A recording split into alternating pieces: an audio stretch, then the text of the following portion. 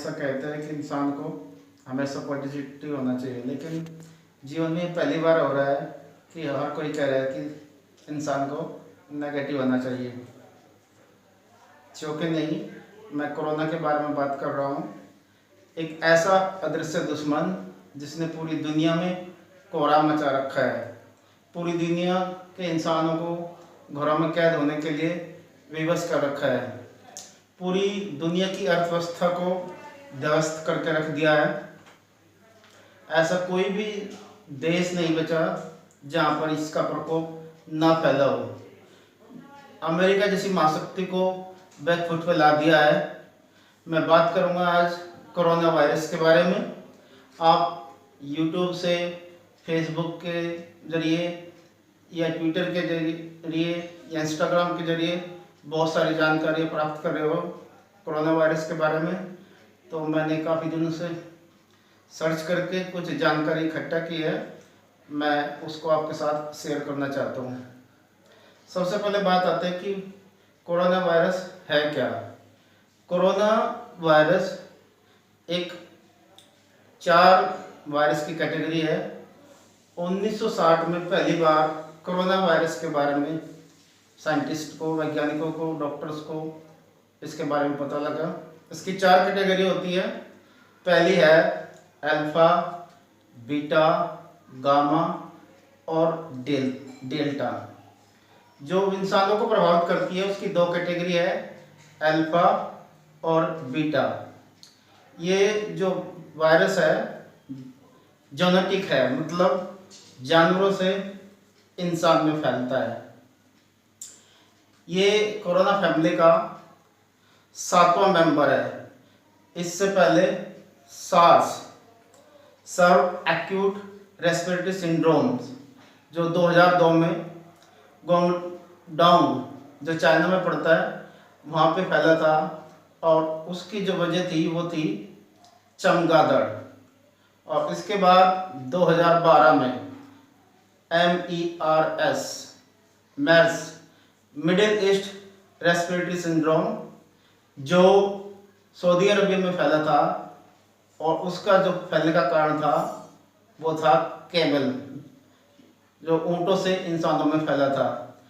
अब बात करते हैं कोविड-19। कोविड-19 मीन्स कोरोना वायरस डिसीज, और 19 यानी कि 2019 में जिसकी जो शुरुआत हुई, आउटब्रेक हुआ, वो हुआ है चाइना के वुहान शहर से। वहाँ पे एक सी फूड मार्केट है जहाँ पे बहुत सारे जानवरों का फूड मिलता है।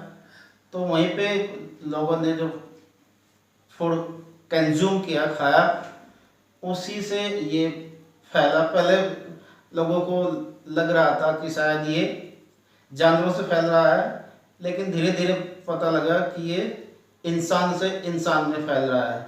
और इसका जो संभावना जो वो है कि ये शायद सांप से फैला है, लेकिन बहुत ज़्यादा संभावना है कि ये शायद चमगादड़ से ही फैला है, क्योंकि जो इसकी संरचना है वो जो सार्स जो 2002 में आया था उससे मिलते जुलते इसके लक्षण हैं। 96% उसकी संरचना ये मिलती है, इसकी संरचना। इसको कोरोना क्यों बोलते हैं ये, क्योंकि इसके जो, अगर आप सूक्ष्मदर्शी से इसको देखोगे तो इसमें जो इसकी संरचना है वो बिल्कुल आपको क्राउन जैसी लगी। तो क्राउन कि कोरोना इसका नाम तभी से पड़ा। तो what are the symptoms of corona disease. ये बिल्कुल जिसके इसके सिम्टम्स होते हैं वो बिल्कुल सामान्य, जैसे आपको फ्लू होता है, इन्फ्लुएंजा होता है, वही वाले हैं। सर्दी, खांसी, बुखार, जुखाम, गले में खराश, यही सारे लक्षण होते हैं। और इसमें जो ज़्यादा जब फैटल हो जाता है तो आपके लंग्स में सूजन और आपकी किडनी भी फेल हो सकती है। Can you die from it. क्या आप इससे मर सकते हो? निश्चित रूप से आपकी मौत होगी? नहीं, बिल्कुल नहीं। ये इतना ज़्यादा फैटल नहीं है।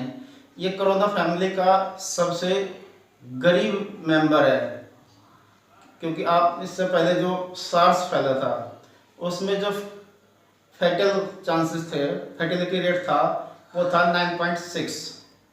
और इसके बाद जो MERS आया सऊदी अरब में, उसमें फैटल रेट था 34.5। और इसमें जो फर्टिलिटी वाला, इसमें सिर्फ है 3.5 to 4%। यानी कि अगर 100 लोगों को कोरोना हुआ है तो उनमें से संभावना है 3.5 से 4 लोगों की मृत्यु की। और उसमें भी वे लोग जो 60 प्लस एज ग्रुप में हैं, या किसी घातक बीमारी जैसे कि आपकी आपका ये है, आपका क्या लंग्स की प्रॉब्लम्स हैं, रेस्पिरेटरी रिलेटेड प्रॉब्लम्स हैं, या किसी के दूसरी तरह की कोई बीमारी है, तो उनमें इसके चांसेस ज़्यादा है। लेकिन इससे आप ये इंश्योर मत हो जाना कि आपको ये कोरोना नहीं होगा। कोरोना फैलता कैसे है? इसके सिर्फ 2 ही कारण हैं। सबसे पहला कारण है कि कोई भी इन्फेक्टेड पर्सन जब भी खांसता है या छींकता है, तो जो उसके मुंह से जो भी ड्रॉपलेट्स निकलते हैं वो 1 से 1.5 मीटर की दूरी पे गिरते हैं। अगर उसके दौरान कोई भी उससे संपर्क में आता है तो उसको डेफिनेटली कोरोना हो सकता है। अगर कोई हाथ मिलाता है या गले लगता है तो तब भी बहुत ज़्यादा चांसेस है कि उसको कोरोना हो जाए। दूसरा कारण है कि अगर आप कोई इन्फेक्टिशियस जो भी इन्फेक्शन वाली चीज़ें हैं उनको छुए, उससे भी आपको कोरोना हो सकता है। जैसे कि आप स्टेयरकेस है, आपका गेट की कुंडियाँ हैं, या यूटेंसिल्स हैं उनका आप इस्तेमाल कर रहे हैं, टावल है, किसी दूसरे का हैंकी है, उनसे भी आपको कोरोना हो सकता है। अच्छा, अब बात आती है कि क्या करें अगर किसी को कोरोना हो जाए। इसमें सबसे बड़ी जो प्रिकॉशंस है वो है कि आप साफ सफाई का विशेष ध्यान रखें, अपने हाथों को धोते रहे साबुन से कम 20 से 30 सेकंड तक, और हो सके तो सैनिटाइजर का यूज करें जिसमें 60 से 70% अल्कोहल हो, और अगर संभव हो तो भीड़ भाड़ वाली जगहों पर ना जाए। अगर बहुत ज़्यादा ज़रूरी है तो मास्क का इस्तेमाल करें, और खांस या छींकते वक्त हैंकी का इस्तेमाल करें। सबसे ज़्यादा जो चीज़ है वो है आपकी साफ सफाई। अपनी इम्यूनिटी को बढ़ाएं, अपने फूड में विटामिन सी युक्त भोजन को बढ़ाएं, जैसे कि आंवला है, संतरे हैं, इस तरह की चीज़ों को आप बढ़ाएं। योगा करें, मेडिटेशन करें, फिजिकल एक्सरसाइज करें, और भरपूर नींद लें। इसके बावजूद भी अगर किसी को कोरोना हो जाए तो उसका क्या इलाज है? आज तक इसका कोई भी वैक्सीन अभी तक नहीं बनी है। तो इसका क्या इलाज है? इसका सिर्फ सिम्टोमेटिक इलाज है, यानी कि लक्षणों के आधार पर दवाई दी जाती है। जो पेशेंट है उसको आइसोलेशन में रखा जाता है। अच्छा, इसमें 2 चीज़ें आती हैं, एक आइसोलेशन और दूसरा है क्वारंटीन। इसमें लोगों को बहुत ज़्यादा कन्फ्यूज़न है।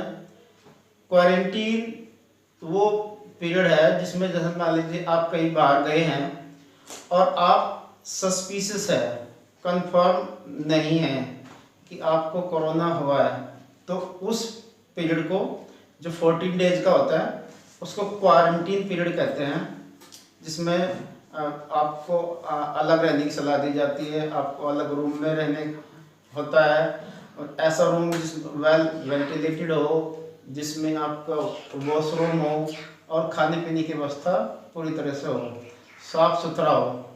तो दूसरा है आइसोलेशन।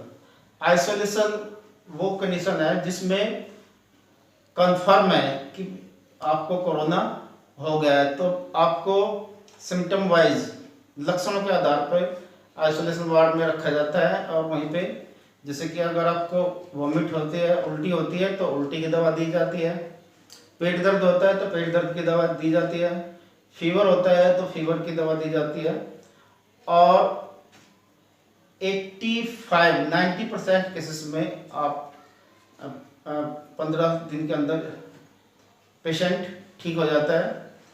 बहुत रेयर केसेस में अगर बहुत ज़्यादा इन्फेक्शन बढ़ गया है, जो कोरोना वायरस के जो वायरस है वो आपके लंग्स में चले गए हैं और आपके रेस्पिरेटरी सिस्टम को पूरी तरह डिस्ट्रॉय कर दिया है, तो उनको आईसीयू में भर्ती किया जाता है या उनको वेंटिलेटर की जरूरत पड़ती है।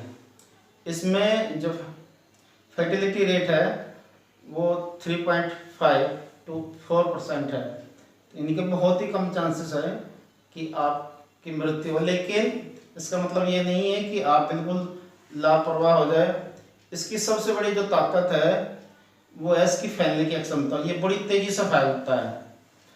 तो आपको सबसे बड़ा इसका इलाज है prevention is better than the cure, कि हम इसको होने ही ना दें। तो इसके लिए सबसे बड़ी कि आप सोशल डिस्टेंसिंग का ध्यान रखें, साफ सफाई का ध्यान रखें और अपनी कहीं भी भीड़ भाड़ वाली जगह पे ना जाए। अभिवादन के लिए भारतीय संस्कृति को अपनाइए, नमस्कार कीजिए। अब एक नज़र डालते हैं कोरोना मीटर पर। विश्व के 5 सबसे प्रभावित जो देश है, अभी तक सबसे ज़्यादा कैजुअलिटी है। नंबर 1 पे है यूएसए, जहाँ पे 43,193 मौतें हो चुकी है अब तक। दूसरे नंबर पे है इटली, जहाँ पे 24,114 मौतें हो चुकी हैं। तीसरे नंबर पे आपका स्पेन, जहाँ पे 21,282 मौतें हो चुकी है अब तक। और चौथे नंबर पे है आपका फ्रांस, जहाँ पे 20,265 लोग अपनी जान गंवा चुके हैं। और यूके इंग्लैंड में 17,337 मौतें अब तक हो चुकी हैं। अब बात आती है अपने देश की, इंडिया की। यहाँ पे टोटल केसेस हैं 18,985 और अनफॉर्चुनेटली जिसमें 603 लोग अपनी जान गंवा चुके हैं।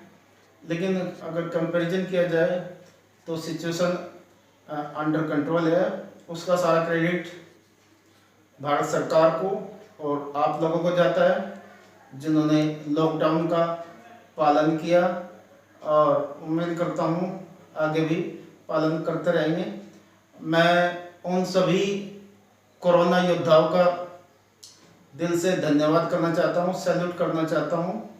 जितने भी हमारे डॉक्टर्स हैं, नर्सेज हैं और जो हमारी पुलिस फोर्स हैं, उन पे बड़ा प्राउड फील हो रहा है कि उनकी वजह से आज हम अपने घरों में सुरक्षित हैं। तो इसी के साथ मैं अपनी बात को फाइनल करना चाहूँगा और अब मुझे इंतज़ार रहेगा आपके फीडबैक का। Thank you very much.